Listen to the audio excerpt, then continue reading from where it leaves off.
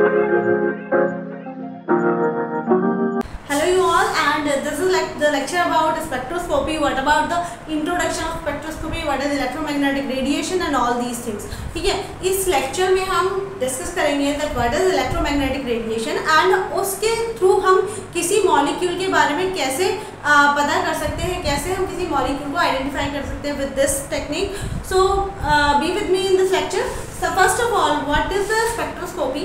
Spectroscopy is science in which we are dealing with the radiation and matter interaction. Basically, the term spectroscopy is related to the matter radiation interaction. Now, you know what is matter and what is the radiation. Radiation is a type of energy. You know that radiation is energy, and matter is molecules. Okay, so molecules और energy जब ये दोनों एक दूसरे से टकराते हैं तो होता क्या है, this is all about spectroscopy. ठीक है, basically you know that कि किसी भी चीज़ को अब मैं अगर हल्की सी किसी एनर्जी से टकराऊंगी so that is wasted, क्योंकि वो एनर्जी जो है मेरे अंदर कुछ भी चेंज नहीं कर पाएगी. ठीक है, but it is not always necessary कि स्मॉल अमाउंट ऑफ एनर्जी हमारे अंदर कोई चेंज नहीं कर सकती. इवन अगर सर्टेन अमाउंट ऑफ एनर्जी किसी भी बॉडी से, किसी भी मैटर से अगर टकराती है तो उस केस में क्या होता है, वो सर्टेन अमाउंट ऑफ एनर्जी वहाँ पे अपनी रिलीज करती है. ठीक है, पास ऑन करती है to the matter, to the molecules of matter. ठीक है, एंड देन आफ्टर मॉलिक्यूल के अंदर कुछ चेंज होता है. सो यही चेंज हमें स्टडी करना है कि which type of changes there और किस तरह से ये इंटरेक्शन होता है. This is about spectroscopy. So spectroscopy में जब हम this is the matter radiation interaction. So here you have to understand there is two things. एक है matter, दूसरा है radiation. Radiation we are talking particularly about electromagnetic radiation. Electromagnetic radiation as the name indicate, electro भी है, magnetic भी है. ठीक है, तो जब भी कोई charge particle, any of the charge particle move करता है, ये आपने अपनी जूनियर क्लासेस में स्टडी किया हुआ है कि जब भी कोई चार्ज पार्टिकल मूव करता है, so is a charge particle moving from this towards this direction. So ये जो पार्टिकल जब मूव कर रहा है, at that time it is creating a electrical field as well as at an angle of 90 degree it is also creating a magnetic field. ठीक है, so you know that electric field and magnetic field which are developed from a charged particle वो कैसी होती है, those are perpendicular to each other. दोनों simultaneous generate होती हैं एक साथ मूविंग चार्ज पार्टिकल के लिए. ठीक है, सो अगर कोई चार्ज पार्टिकल मूव कर रहा है, सो इट मीन्स वो क्या कर रहा है, अपनी इलेक्ट्रिक और मैग्नेटिक, ठीक है, दोनों फील्ड्स डेवलप कर रहे हैं. दोनों फील्ड्स डेवलप करने का मतलब है कि वो certain amount of energy release कर रहा है. ठीक है, रिलीज कर रहा है. सो जब कोई चार्ज पार्टिकल मूव करता है तो पार्टिकल के अंदर क्या है, पार्टिकल के अंदर है एनर्जी. उस एनर्जी को वो बाहर in the form of radiation release कर रहा है. यू नो दैट एनर्जी जो है वो एच न्यू के इक्विवेलेंट आती है. ठीक है, आपने प्लैंक्स थ्योरी पढ़ी हुई है दैट जितनी उस चार्ज पार्टिकल की जो फ्रीक्वेंसी होगी, जो उसने फील्ड डेवलप किया उसकी, ठीक है, उसी अकॉर्डिंग उसकी एनर्जी होगी.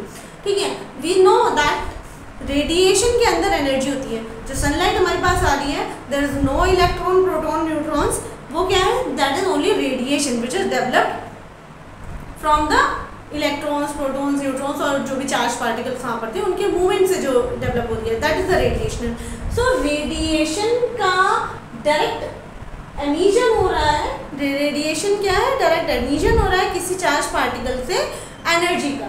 अब वो एनर्जी जो है हमारे पास अलग अलग फ्रीक्वेंसी में आती है, यानी कि जितना ज़्यादा अमाउंट ऑफ एनर्जी उस अकॉर्डिंग हम उसको नाम देते हैं. So there is a electromagnetic spectrum, a huge जो है स्पेक्ट्रम है जिसके अंदर बहुत सारे अलग अलग रीजन डिवाइड किए गए हैं. The electromagnetic spectrum is studied under the various parameters जिनमें वेवलेंथ, वेव नंबर, फ्रीक्वेंसी और एनर्जी. पॉइंट आउट करना कि वेवलेंथ क्या है. वेवलेंथ जो है वो एक पर्टिकुलर, जब कोई रेडिएशन, जब कोई रेडिएशन डेवलप होती है, जब इलेक्ट्रोमैग्नेटिक रेडिएशन आती है, तो उस टाइम पे जो आपके जितना भी इसकी मैक्सिमा और मिनिमा जाएंगे ना, ठीक है, so from to the another maxima और one minimum to another minima, जितना भी लेंथ होगा that is considered to be a wavelength. So अगर मैं now I have to rub this. Okay, so if I am going to draw a radiation, so maxima to maxima distance जो है, ठीक है, यानी प्रो टू प्रो ले सकते हो आप, ठीक है. This distance is known as wavelength, that is length of one wave, ठीक है, that is length of one wave. It is denoted by lambda. अब बिकॉज ये लेंथ है तो इसको हम या तो मीटर में लेंगे, बट मीटर थोड़ा सा बड़ा हो जाएगा, so we are using angstrom, we are using nanometer, any of that, ठीक है. सो लाइक हमने ये जो लिखा हुआ है ये पैरामीटर हमने लिखा मीटर्स में, ठीक है. सो यहाँ से 10⁻⁻14 मीटर से स्टार्ट करके हमने शॉर्ट वेव तक 10⁻4 तक बनाया है, ठीक है. देन आफ्टर आता दूसरा आता है आपका wave number. Now we are talking about wave number. So wave number, what is wave number? Wave number is the number of waves which are present in a particular unit length, ठीक है.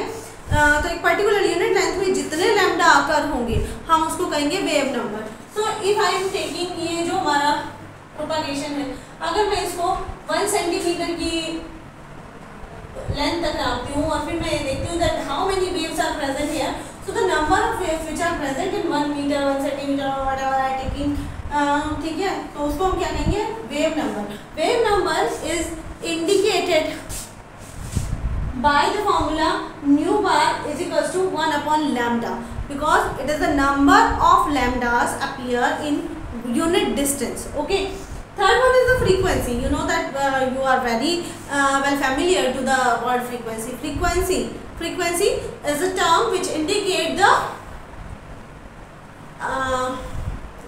जो lambda है उनको 1 second में पास किसी particular point से किया जाता है, उसको ही फ्रीक्वेंसी बोलते हैं. So if we are pointing this particular point for 1 second, so the number of lambdas which are passed through this particular point in 1 second, that is considered as frequency, ठीक है. तो एक सेकेंड के अंदर जितने lambda एक particular point से पास हो जाते हैं हम उसको कहते हैं frequency. You know that frequency हम हर्ट्ज में लेते हैं. It is indicated by nu, ठीक है. C upon lambda is the formula for this. C upon lambda meaning where C is the speed of light, ठीक है. Last one is the energy.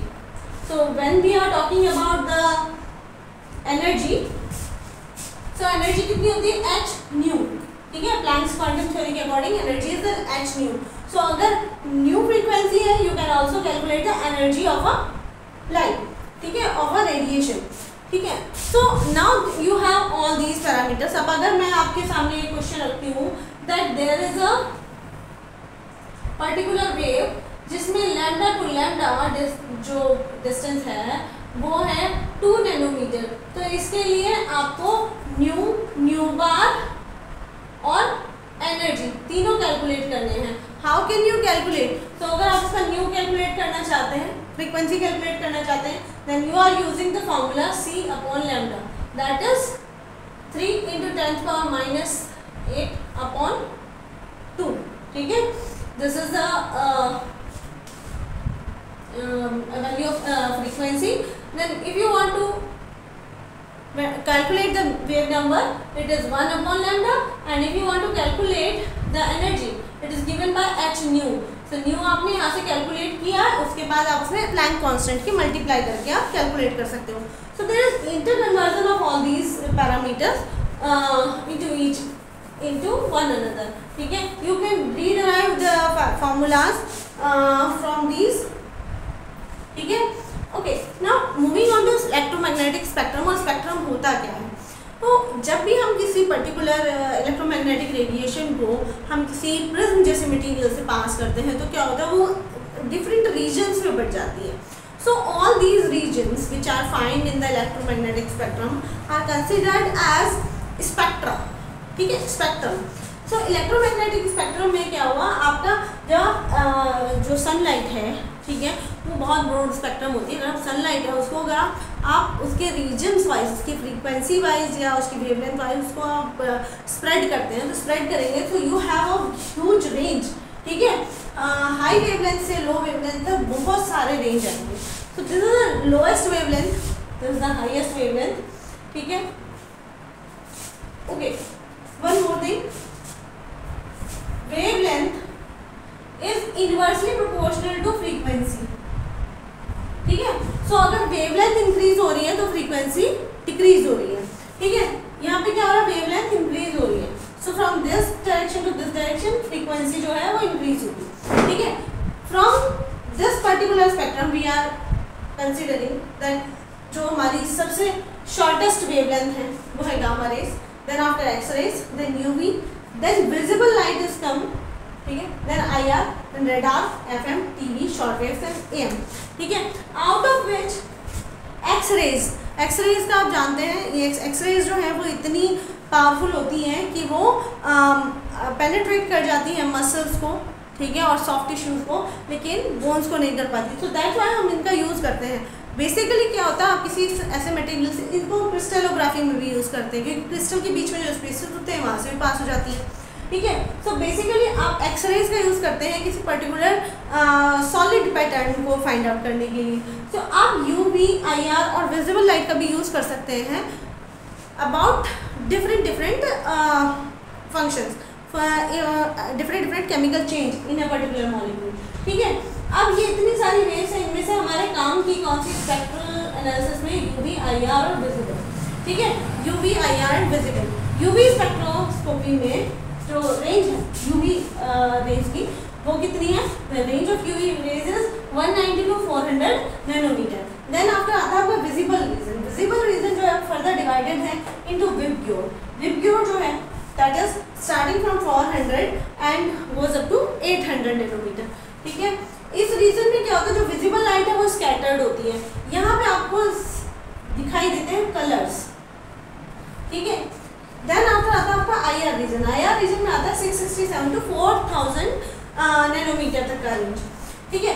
अब इन ranges में क्या होता है दैट विबग्योर जो हमारा पर्टिकुलर आइडेंटिफिकेशन है विबग्योर, ठीक है, ये क्या दे रहा है, ये आपको विजिबल लाइट के अंदर कौन कौन से कलर कोई ऑब्जेक्ट लेता है। अब कलर आता क्यों है, ठीक है। सो जब कोई मैटर, ठीक है, अब ये मैटर है, ठीक है, और यहाँ पे कोई रेडिएशन है, जब कोई रेडिएशन किसी मैटर पे जाएगी, सो ये क्या है, ये एनर्जी है, ये मॉलिक्यूल है। सो रेडिएशन जो है वो मैटर के अंदर कुछ चेंजेस क्रिएट कर सकती है। इन द नेक्स्ट वीडियो हम मैटर की प्रॉपर्टीज़ के बारे में डिस्कस करेंगे कि किस किस तरह की प्रॉपर्टीज़ होती हैं। यू नो दैट मैटर के अंदर बहुत सारे बॉन्ड्स होते हैं, ठीक है। There is 4 type of different types of energy, 4 types of energy है मॉलिक्यूल के अंदर, तो मॉलिक्यूलर एनर्जीज के बारे में डिस्कस करेंगे। अब मैटर क्या करता है, वो रेडिएशन को एब्जॉर्ब करता है अगर वो कोई चेंज क्रिएट कर सकती है और उसके अंदर एब्जॉर्बेबल फ्रिक्वेंसी है तो, ठीक है। सो मैटर ने क्या किया, रेडिएशन को एब्जॉर्ब किया, जिस वेवलेंथ को वो एब्जॉर्ब करेगा उसके करस्पॉन्डिंग इफेक्ट वो देगा, ठीक है। ये आपने पहले भी पढ़ा हुआ है कि कलर क्यों दिखाई देते हैं, बिकॉज एक सर्टेन वेवलेंथ को एब्जॉर्ब करने के बाद कलर इम्पार्ट करता है एक मॉलिक्यूल। अब वो एब्जॉर्ब करने के बाद कलर इम्पार्ट करता क्यों है, this concept is particular known as chromophore concept, okay, chromophore concept. So we will continue it in the next lecture, chromophore concept also. And yes, now how a spectra is obtained, ठीक है। अब spectra is of 2 categories, एक होते हैं emission spectrum, एक होते हैं absorption spectrum. When you are talking about absorption spectrum, so आपने कोई सैंपल लिया, ठीक है, आपने कोई सैंपल किया, उसके आपने रेडिएशन से इंटरेक्शन करवाया। जब आप रेडिएशन से इंटरेक्शन कराते हैं सैंपल पे, ठीक है, सो सैंपल सर्टेन अमाउंट एब्जॉर्ब कर लेता है और बाकी सारी क्या कर देता है, रेडिएट कर देता है। तो जो आप रेडिएशन के बाद स्टडी कर रहे हैं स्पेक्ट्रम की, हम उसको कहते हैं एब्जॉर्प्शन स्पेक्ट्रम, ठीक है। In this case sample absorb certain amount of energy, ठीक है, कुछ वेवलेंथ जो थी उनको मैटर ने एब्जॉर्ब कर लिया, बाकी को क्या किया, बाकी को पास कर दिया। So you can easily understand कि अगर आपने कोई रेडिएशन यहाँ से पास ऑन की है, ठीक है, किसी मैटर के ऊपर गई हो, तो मैटर ने क्या किया, मान लो आपने XYZ कोई रेडिएशन पास ऑन की, मैटर जो है वो Y को एब्जॉर्ब करता है, ठीक है, मैटर Y को एब्जॉर्ब करता है। तो आपको मैटर के पीछे जो आपने फोटोग्राफिक प्लेट लगाई है वहाँ पर x मिलेगा और z मिलेगा, y नहीं मिलेगा। y कहाँ गया? y एब्जॉर्ब कर लिया मैटर ने। तो यहाँ पे क्या हुआ? This is the absorption spectrum. तो यहाँ पे क्या हुआ? Radiation X Y Z type की आपने रेडिएशन जो थी वो यहाँ पे डाली है, ठीक है। मैटर ने एक पर्टिकुलर वेवलेंथ को एब्जॉर्ब कर लिया और यहाँ पे क्या हुआ? आपका जो मैटर था उसने एक्स और जेड को तो रिप्रेजेंट किया, ठीक है, फोटोग्राफिक प्लेट पे, लेकिन वाई क्योंकि मैटर एब्जॉर्ब कर चुका है तो दैट्स वाई यहाँ नहीं आएगा, ठीक है। अब मैं यही चीज़ जो है थोड़ा सा चेंज कर देती हूँ, ठीक है। दूसरी होती है आपकी absorption spectroscopy, sorry emission spectroscopy. Emission में क्या होता है? लाइक रेडिएशन हमने मैटर के ऊपर पास ऑन किया, तो एक्स वाई जेड टाइप का ही रेडिएशन हमने मैटर के ऊपर पास ऑन किया। जब हमने मैटर के ऊपर पास ऑन किया तो मैटर ने वाई रेडिएशन को अपने अंदर एब्जॉर्ब कर लिया, वाई रेडिएशन को अपने अंदर एब्जॉर्ब कर लिया। जब ये वाई रेडिएशन को अपने अंदर एब्जॉर्ब करेगा तो उसके बाद क्या होगा? एक्स और जेड तो बच गई, बाकी वाई जो है मैटर ने, यू नो दैट कि जब भी कोई मटेरियल एनर्जी को अपने अंदर एब्जॉर्ब करता है फिर उसको बाद में धीरे धीरे करके स्लोली स्लोली क्या करता है? रेडिएट भी करता है, ठीक है। सो अगर मैं ये रेडिएशन पास ऑन कराने के बाद जब मैटर ने एब्जॉर्ब कर लिया उसके बाद मैं रेडिएशन को तो ब्लॉक कर देती हूँ, ठीक है, और मैटर को एज अ सोर्स इंडिकेट करती हूँ। तो मैटर से निकलने वाली रेडिएशंस का जब हम ग्राफ बनाएंगे यहाँ पे फोटोग्राफिक प्लेट पे सिर्फ वाई के ही एमिशन होंगे क्योंकि मैटर ने एब्जॉर्ब भी वाई किया था, ठीक है। तो ये क्या हुआ? ये हो गया इसका एमिशन स्पेक्ट्रम। आपने चांद को देखा, ठीक है, चांद क्या करता है? वो डे लाइट में क्या करता है? अपनी एनर्जी को सन से अपने अंदर एनर्जी ग्रैब करता है, ठीक है, और नाइट में वही एनर्जी एमिट करता है। तो जितनी अमाउंट ऑफ एनर्जी उसने दिन में ली होती है उतनी अमाउंट ऑफ एनर्जी वो एमिट आउट कर रहा है, ठीक है। So that is emission spectrum. जबकि जो हम कर रहे हैं जब सनलाइट हमारे ऊपर आती है तो हम क्या करते हैं? सर्टेन अमाउंट ऑफ एनर्जी को एब्जॉर्ब कर लेते हैं और हमारे पीछे क्या शैडो बन जाती है। So the part which is covered with the shadow, ठीक है, दैट इज एब्जॉर्प्शन स्पेक्ट्रम, ठीक है। जो शैडो फॉर्मेशन है वो एब्जॉर्प्शन स्पेक्ट्रम है। So hopefully you understand the basics of spectroscopy and we will continue the lecture। अच्छा, इस lectures में से आपको important questions क्या क्या है? So basically अगर आपको कोई question है that what do you mean by electromagnetic radiation, how do wavelengths and frequencies of different type of electromagnetic radiation vary, ठीक है। So those type of explain emission and absorption spectra, the conversion of wavelength into wave number into frequency, so these conversions are also here। आप इन सारे conversions को भी यहाँ पे continue कर सकते हैं, ठीक है। we will continue in the next lecture with the energy interaction, ठीक है। so basically कौन कौन सी मैटर के अंदर एनर्जीज होती है और कौन कौन सी स्पेक्ट्रोस्कोपी में you have to subscribe my channel so that you can get कि UV रेज से किस टाइप के मॉलिक्यूल जो है वो रिएक्ट करते हैं, विजिबल में कौन से और IR में कौन से। Particularly we are talking about UV visible IR and we will meet in the next lecture. Keep going.